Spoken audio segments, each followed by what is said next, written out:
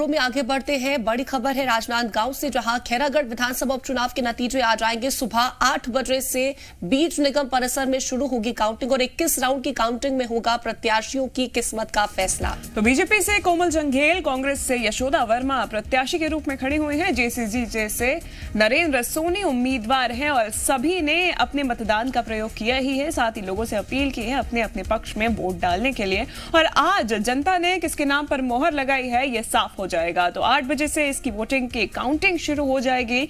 बीज निगम हॉल में ये काउंटिंग शुरू होने जा रही है 8 बजे के बाद। जल्द ही ये भी साफ हो जाएगा कि किसका होगा खैरागढ़। कुल 21 राउंड में काउंटिंग होनी है और हर टेबल पर 3-3 कर्मचारी तैनात रहेंगे। वहीं मतगणना हॉल में मोबाइल, स्मार्ट वॉच जैसी चीजों की अनुमति नहीं है।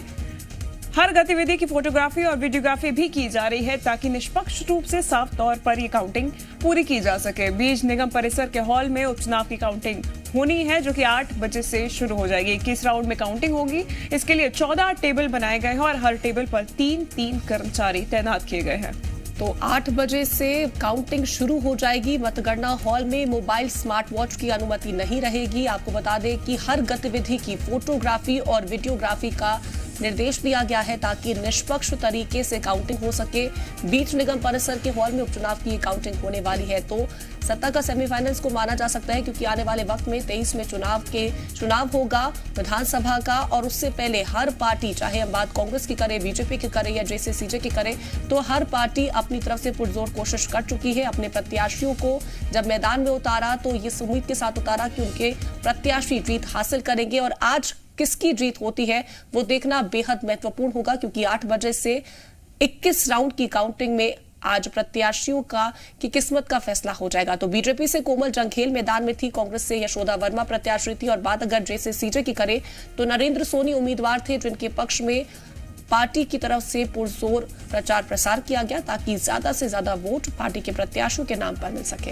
हालांकि कांग्रेस की तरफ से पूरी जान झोंक दी गई है। तमाम ऐसे बिंदु हैं, 29 बिंदुओं का घोषणा पत्र भी जारी किया गया था जिसमें सबसे मुख्य बात जो कही गई है वो ये है कि जिला बनाने की जनता की भी यही मांग है कि खैरागढ़ को जिला बनाया जाए और यही मांग को पूरा करने का वादा खुद भूपेश बघेल ने किया है। तो ज्यादा जानकारी के साथ जी मीडिया संवाददाता सत्यप्रकाश और किशोर हमारे साथ जुड़ गए हैं। सत्यप्रकाश, आज सेमीफाइनल का फाइनल है, मतलब कि रिजल्ट आ जाने वाला है, किस्मत का फैसला हो ही जाएगा आज।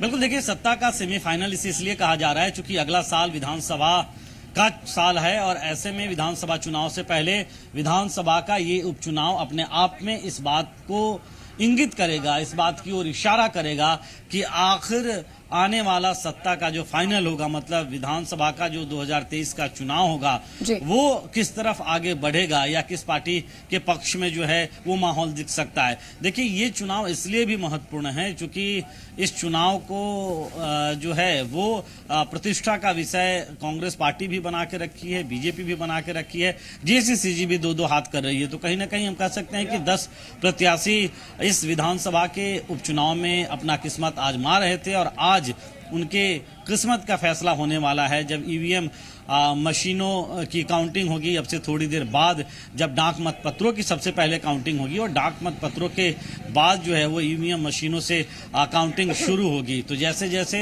काउंटिंग जो है वो समय बीतता जाएगा वैसे वैसे सामने चेहरा निकल कर आ जाएगा कि आखिर कौन खैरागढ़ विधानसभा के इस उपचुनाव में विजयी बनता है। ये जरूर है कि अपने अपने वादे, अपने अपने दावे जो है वो रहे हैं इस पूरे चुनाव में। और अब से थोड़ी देर बाद ही चूंकि मतगणना शुरू होने वाली है, हम कहेंगे अपने कैमरा पर्सन राकेश को कि तस्वीरें दिखाए थोड़ा। हम अभी मतगणना स्थल पे मौजूद हैं और यहीं पे मतगणना होने वाली है। बड़ी तादाद में पुलिस फोर्स की तैनाती की गई है पूरे इस मतगणना स्थल पे। 3 लेयर की सुरक्षा व्यवस्था बनाई गई है क्योंकि 21 राउंड में पूरी गिनती पूरी होने वाली है। 14 अलग अलग टेबल बनाए गए हैं जो अब तक जानकारी है। हर टेबल पे 2-2, 3-3 लोग रहेंगे और इस काउंटिंग को कैसे सुचारू तरीके से किया जाए, इसके लिए प्रशासन और पुलिस के वरिष्ठ अधिकारी भी मौजूद रहेंगे। तो तमाम व्यवस्थाएं हो गई है। ठीक 8 बजे काउंटिंग खैरागढ़ विधानसभा उपचुनाव के लिए शुरू हो जाएगा। बिल्कुल, तो ठीक 8 बजे काउंटिंग शुरू हो जाएगी। आप हमारे साथ बने रहेगा और भी जानकारी आपसे लेंगे। किशोर सिल्लेदार हमारे साथ मौजूद है। किशोर, देखिए हर जो वीडियोग्राफी की जाएगी और हम देखिए फोटोग्राफी भी की जाएगी, ताकि किसी तरह से कोई भी इस तरह की बातें निकल के सामने ना आए कि जो ये काउंटिंग हुई इसमें किसी तरह की कोई गड़बड़ी देखने को मिली। बात अगर हम करते हैं जीत को लेकर के, जो भी पार्टी जीतेगी उसके लिए तो ये माना जा सकता है कि वो सही ट्रैक पर है, लेकिन बाकी दो पार्टियों की अगर हम बात करें तो उन्हें कहीं ना कहीं मेहनत करने की फिर जरूरत पड़ जाएगी।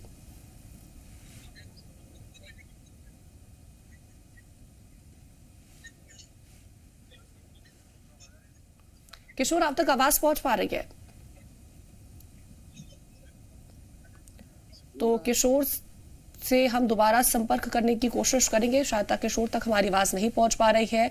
रुख कर लेते हैं सत्यप्रकाश का। सत्यप्रकाश, जिस तरह की आपने तस्वीरें दिखाई सुरक्षा व्यवस्था को लेकर के, जहां पर पुलिस की मौजूदगी है, वीडियोग्राफी और फोटोग्राफी की बात की गई थी, वहां पर किस तरह से फिलहाल का माहौल है सुरक्षा के लिहाज से अगर हम बात करें तो तस्वीरें और दिखाइएगा। क्योंकि देखिए ये चुनाव इतना महत्वपूर्ण है और इस चुनाव को लेकर जिस तरह से उम्मीदें पाल रखी है राजनीतिक दल, विशेष तौर पे कहें तो कांग्रेस और बीजेपी ने, उससे कहीं ना कहीं ये लगता है कि आज तमाम वरिष्ठ नेताओं का भी जमावड़ा जो है दोपहर के वक्त तक में यहाँ पे लग सकता है। अब तक जो जानकारी है कि मोहन मरकाम जो प्रदेश कांग्रेस के अध्यक्ष हैं वो राजनांदगांव आ रहे हैं और वो राजनांदगांव में दोपहर के वक्त तक में रहेंगे। मतलब कि जिस तरह से जीत के दावे कांग्रेस पार्टी कर रही है, बीजेपी कर रही है, कहीं ना कहीं उसको लेकर नजरें जो हैं अब से थोड़ी देर बाद ही इन तमाम राजनीतिक दलों की टकटकी लगाकर लग जाएगी। अभी हम तस्वीरें दिखाने की फिर से कोशिश करते हैं, क्योंकि बड़ी तादाद में यहाँ पे पुलिस फोर्स जिस तरह से तैनात है और जिस तरह से अलग अलग हम देख पा रहे हैं कि लेयर बनाए गए हैं सुरक्षा लिहाज से, कोई भी जैसे मतगणना के लिए भी जा रहा है तो उसे 2-3 बार जांच परख की जा रही है और उसके बाद ही उसे भीतर जो है वो प्रवेश दिया जा रहा है। जिसके पास जो पत्र जारी किया गया है, मतलब प्रवेश पत्र जो जारी किया गया है वो है, सिर्फ उसी को प्रवेश दिया जा रहा है और उसके साथ साथ प्रवेश के साथ साथ भी उसकी जांच पड़ताल की जा रही है उनकी, उसके बाद प्रवेश दिया जा रहा है। तो कुल मिला के कहे तो चाक चौबंद सुरक्षा व्यवस्था और बिल्कुल सत्यप्रकाश, यानी कि चाक चौबंद यहाँ पर सुरक्षा की व्यवस्था तो नजर आ ही रही है। लेकिन किशोर, प्रत्याशियों में किस तरीके का उत्साह आज देखने को मिल रहा है, क्योंकि किस्मत का फैसला होना है आज? जी देखिए, आज उम्मीदवारों की किस्मत का फैसला होना है। 8 बजे यहाँ पर ईवीएम से यहाँ पर काउंटिंग शुरू हो जाएगी। यहाँ पर जिस तरह से व्यवस्था की गई है, मीडिया को काफी दूर रखा गया है। मीडिया सेंटर जो बनाया गया है काउंटिंग हॉल से काफी दूर बनाया गया है। मीडिया कर्मियों को प्रवेश नहीं दिया जा रहा है। मोबाइल और कैमरे भी अलाउ नहीं किए गए हैं और जो मोबाइल और जो कैमरे जो चलाए जा रहे हैं वो ऑफिशियल उनके द्वारा जो नियुक्त किए गए कर्मचारी, उनके द्वारा ही वहां पर वीडियोग्राफी, फोटोग्राफी की जा रही है।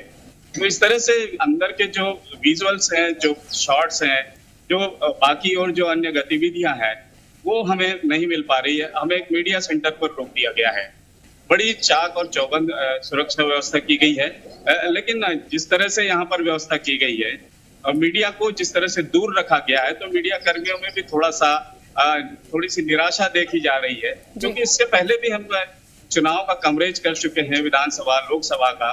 लेकिन इस तरह से आज जिस तरह के जो अंदर प्रवेश नहीं दिया जा रहा है, उस पर भी मीडिया के जो कर्मी है वो सवाल खड़े कर रहे हैं। बिल्कुल, कई तरह के सुरक्षा व्यवस्थाओं को लेकर के इंतजाम किए गए हैं और जिस तरह से आपने कहा कि मीडिया को प्रवेश नहीं दिया जा रहा है, इससे लोगों में नाराजगी भी देखने को मिल रही है। फिलहाल आप दोनों का, सत्यप्रकाश और किशोर, तमाम जानकारी पहुंचाने के लिए बहुत शुक्रिया। तो खैरागढ़ विधानसभा उपचुनाव की जंग में किसने बाजी मारी, इसका आज फैसला हो जाएगा। खैरागढ़ में मतगणना को लेकर तैयारियां भी पूरी कर दी गई हैं। वहीं कांग्रेस और बीजेपी अपनी अपनी जीत का दावा कर रही है। खैरागढ़ को जिला घोषित किए जाने का भी जनता इंतजार कर रही है। किसका होगा खैरागढ़, और सवाल ये है कि जीत से 2023 के समीकरण पर कितना असर पड़ेगा, ये देखने वाली बात है। छत्तीसगढ़ के खैरागढ़ विधानसभा उपचुनाव में 12 अप्रैल को मतदान हुआ। 10 प्रत्याशियों के भाग्य का फैसला ईवीएम में कैद हो गया और अब बारी है नतीजों की। खैरागढ़ विधानसभा उपचुनाव की जंग में किसने बाजी मारी, इसका फैसला शनिवार यानी 16 अप्रैल को हो जाएगा। खैरागढ़ में मतगणना को लेकर तैयारियां पूरी कर ली गई हैं। बीज निगम परिसर स्थित हॉल में सुबह 8 बजे से काउंटिंग शुरू होगी, जिसके लिए 14 टेबल लगाए गए हैं। हर टेबल पर 3-3 कर्मचारी होंगे। कुल 21 राउंड मतगणना होगी। मतगणना का काम प्रातः 8 बजे से आरंभ होगा। सबसे पहले पोस्टल बैलेट जो है उनकी गणना की जाएगी, तत्पश्चात ईवीएम से गणना का काम आरंभ किया जाएगा। इस मतगणना की पूरी प्रक्रिया के लिए भारत निर्वाचन आयोग के निर्देशानुसार सारी तैयारी कर ली गई है। इस पूरे प्रक्रिया में हमने 14 टेबल लगाए हैं और इसमें हर टेबल में 2-2 कर्मचारी लगे हैं और एक माइक्रो ऑब्जर्वर की ड्यूटी भी लगाई गई है। और ये प्रक्रिया दिन भर चलेगी जब तक सारे ईवीएम से गणना नहीं हो जाती। खैरागढ़ उपचुनाव के लिए बीजेपी ने पूर्व विधायक कोमल जंगेल को चुनावी मैदान में उतारा था, जबकि कांग्रेस ने महिला उम्मीदवार यशोदा वर्मा पर भरोसा जताया था। बीजेपी और कांग्रेस दोनों ही बड़े दल अपनी अपनी जीत का दावा कर रहे हैं। सीएम भूपेश बघेल ने ऐलान तक कर दिया है, कांग्रेस जीती तो नतीजे आने के 24 घंटे के अंदर खैरागढ़ को जिला घोषित कर दिया जाएगा। माना जाए कि 24 घंटे रह गए हैं। हाँ, 24 घंटे बाद जिला बनाने की तैयारी होगी। बिल्कुल, अब रिजल्ट आएगा, उसके बाद तुरंत डिक्लेयर करेंगे 24 घंटे के अंदर। पीसीसी चीफ मोहन मरकाम ने भी खैरागढ़ उपचुनाव में जीत का दावा करते हुए कहा, खैरागढ़ के सेमीफाइनल के बाद 2023 में फाइनल भी जीतेंगे। वहीं नेता प्रतिपक्ष धर्मलाल कौशिक ने अपनी पार्टी की जीत का दावा करते हुए कांग्रेस पर खैरागढ़ में धन, बल और छल का इस्तेमाल करने का आरोप लगाया।